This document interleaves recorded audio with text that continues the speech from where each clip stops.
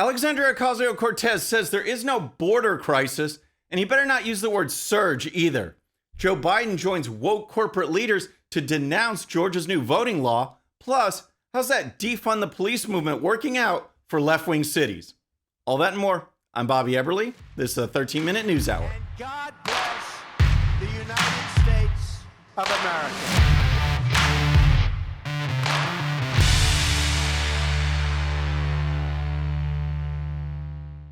All right, friends, welcome to the show. Happy Friday. I hope you had a great week. If you're new to the show, thank you so much for tuning in. We're going to start with Alexandria Ocasio-Cortez because AOC has been remarkably quiet about this whole border crisis, this border surge. Now, Democrats in general have been silent. They haven't been speaking out. But when you compare AOC's rhetoric, her tweets, her words, her speeches back in the Trump administration to how things are now, the contrast is just stunning. Here's AOC after touring a border facility in the Trump administration. There's abuse. This was them on their best behavior, and they put them in a room with no running water, and these women were being told by CBP officers to drink out of the toilet. They were drinking water out of the toilet, and that was them knowing a congressional visit was coming.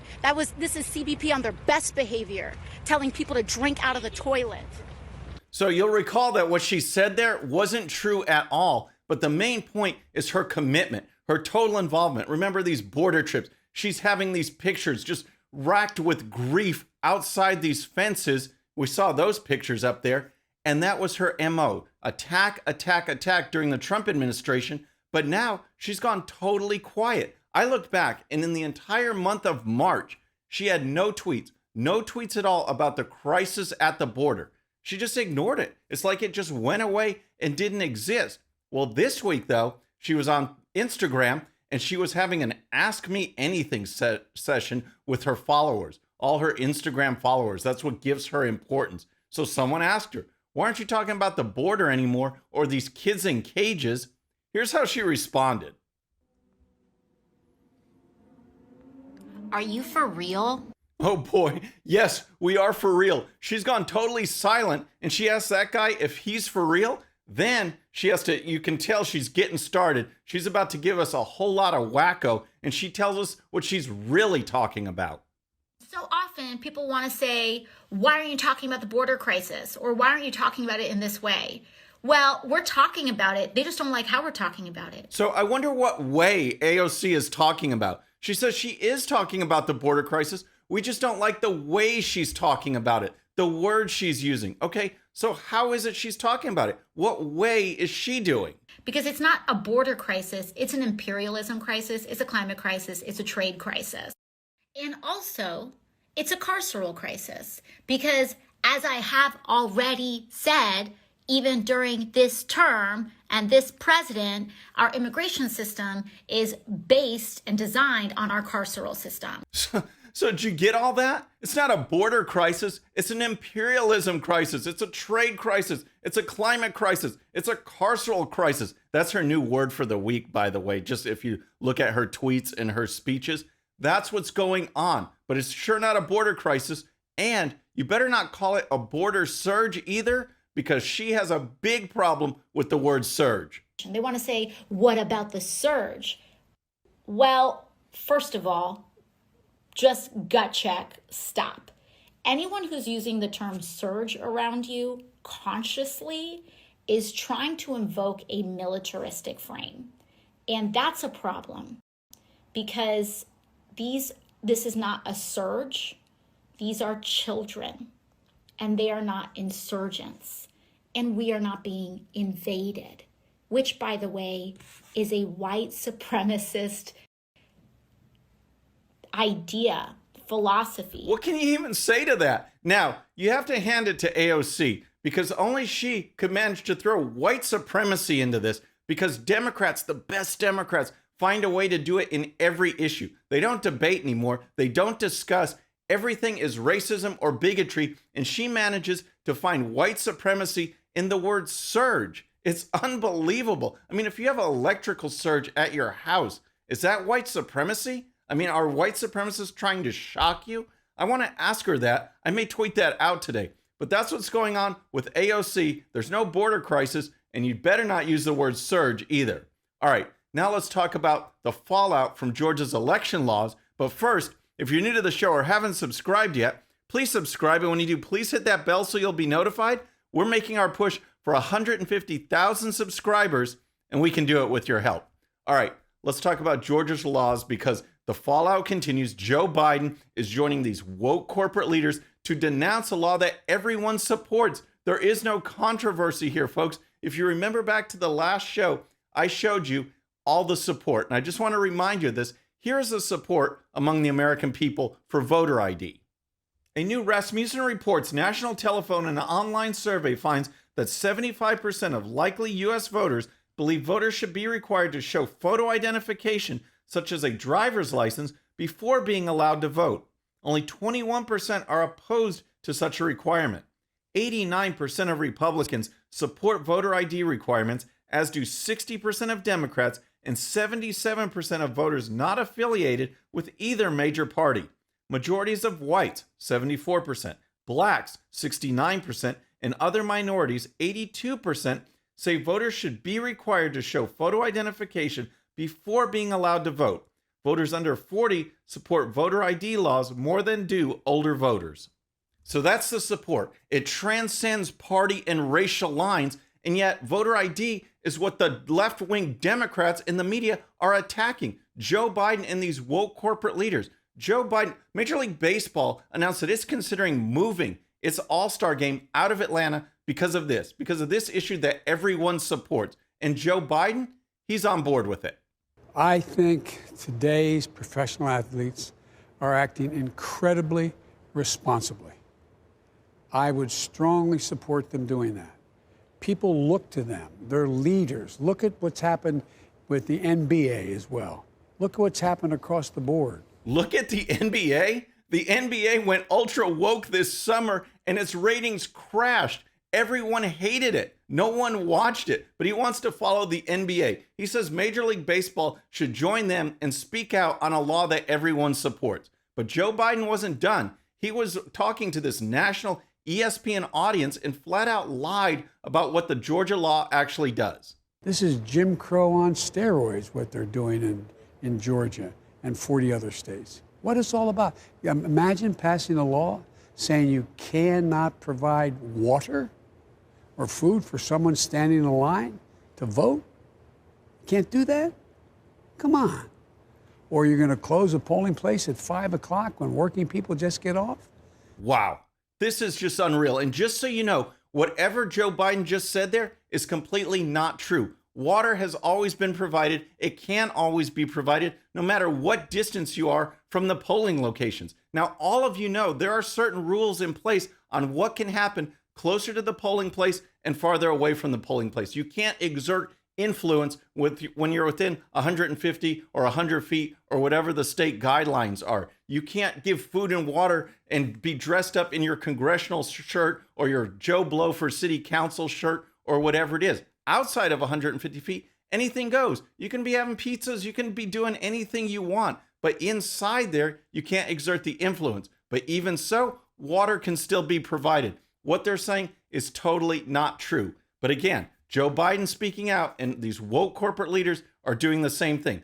Tim Cook from Apple has jumped into this because apparently he believes that this tech company has to be speaking out against something that everyone supports. And here's the story on Tim Cook.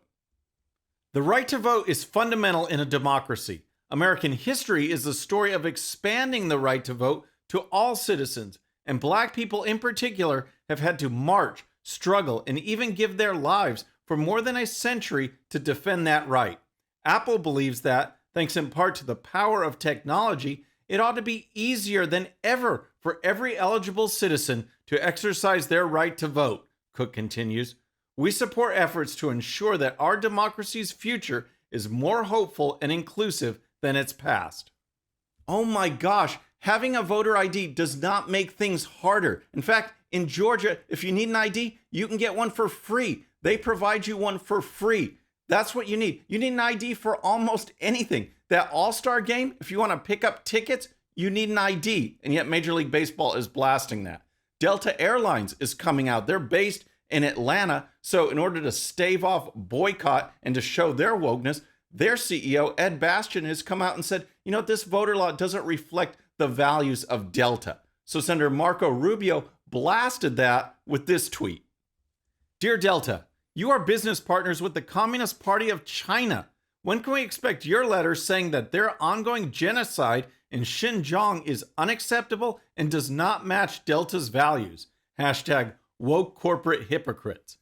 That was a good one, but there you have it. The Democrats don't want ballot security. They don't want election integrity. Joe Biden labels himself, and the media label him as this great uniter, yet he's attacking something that everyone supports. The support transcends party and racial lines. Remember that. But the Democrats, they want the chaos because they know the more fraudulent votes that are out there, the more chaos, the more they stay in power. And that's what's going on in Georgia. All right, next, how about that defund the police movement that all these left-wing cities were pushing? They were pushing it. We got to get rid of the cops. It's systemic racism. They're all bad. Well, how is that working out? Not very well. Crime is soaring in cities where police departments have been defunded, reports Fox News. Movements to defund the police have grown since George Floyd died in police custody in Minneapolis. Defunding means reallocating or redirecting funding away from the police department to other government agencies funded by the local municipality. More than 20 major cities have reduced their police budgets in some form, though the scale and circumstances vary. All right, so over 20 major cities, Democrat-run cities, voted to defund the police. Those are the actions. That's the actions that were taken. What was the result? Here you go. The results have not fared well in Los Angeles, Oakland, New York City, Portland, and Austin. Homicides in Oakland, California have risen 314% compared with the same time last year, and law enforcement has seen a 113% increase in firearms assaults.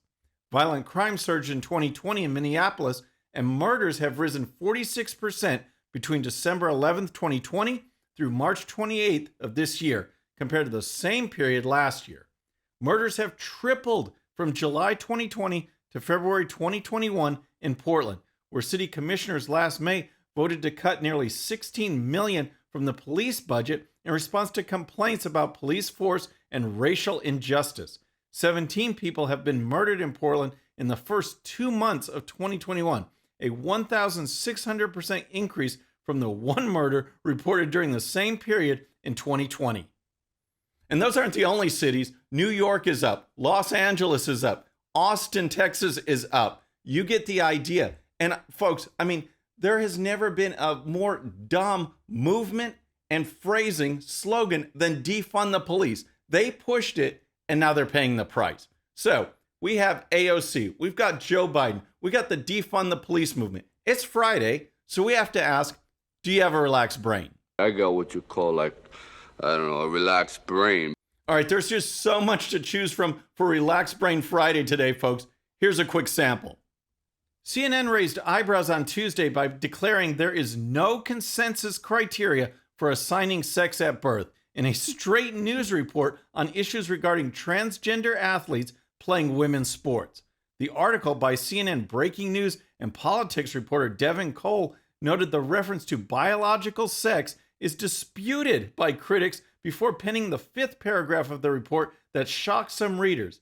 It's not possible to know a person's gender identity at birth, and there is no consensus criteria for assigning sex at birth, CNN's Cole wrote. Wow, what can you even say to this? And then here's our daily dose of white privilege. Teachers at an elite Catholic school in Chicago instructed students to identify how they benefit from white privilege and which demographics they thought held the most power in society. How do you benefit from white privilege, and how have you held on to that benefit despite knowing the harm it does? One question presented to 11th graders in an ethics class at Loyola Academy, a Jesuit school, said, according to Fox News. So here's the thing, folks. The thing we have to remember is we always blast the public schools. They're not educating, they're indoctrinating. Well, that indoctrination, that left-wing ideology is sinking into these elite private schools as well. We need to be on guard, and we need to fight back. Otherwise, they're going to just keep moving in, indoctrinating our kids, and then we're going to have a bunch of left-wing AOCs out there to deal with, even worse than we have now. And then, of course, we have this headline from the Babylon Bee. Actors vow to boycott Georgia and only film in the Xinjiang region of China. All right, that sounds just about right from the Hollywood woke. But folks, that's our show for today. A couple of announcements. Tune in tomorrow. We have our Saturday live stream, 11 a.m. Central Time. Our special guest, Mike Nificent from Right Side Broadcasting. He is awesome. We're going to talk about a host of issues, how he got involved in politics and broadcasting, about his show, Issue After Issue. Please tune in, 11 a.m. Central Time. And don't forget, on Monday, the 13-minute news hour is joining the Right Side Broadcasting Network family of shows. Can't wait. We're going to be here still on this channel, but also on Right Side's platforms as well. So I hope you check that out. In the meantime, please subscribe. And when you do, please hit that bell so you'll be notified. And we'll see you next time.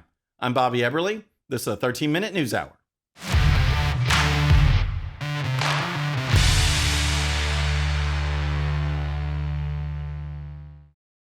Okay, friends, thanks so much for watching. And before you go, please hit that subscribe button, hit that bell so you'll be notified. And here's a special video just for you so you can watch even more of the 13-minute news hour. And don't forget to check out GOPUSA.com for the best in conservative news and commentary. We'll see you next time.